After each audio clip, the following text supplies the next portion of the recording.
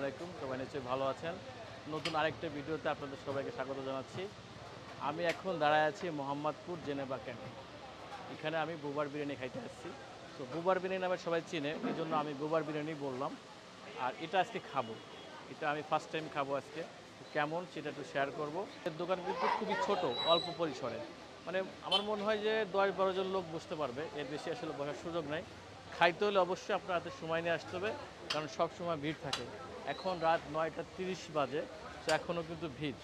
So আমরা অনেকক্ষণ late করছি, আমাদের জন্য এখন সিট ফাঁকা হয়েছে, আমরা খাবো, চলেন। এটা হচ্ছে 70 টাকা, আর এটা কি 100 টাকারটা? এটা হলো 100 টাকা, 3 পিস মাংস 1 পিস আলু। 3 পিস মাংস 1 পিস আলু, এটা হচ্ছে 100 টাকারটা। আর এটা হচ্ছে 140 টাকা। এটা হলো 140 টাকা। 4 পিস মাংস 4 পিস মাংস 1 পিস আলু থাকবে। আর এটার সাথে আবার যদি রোস্ট যুক্ত করি তাহলে এটা হলো 220 টাকা।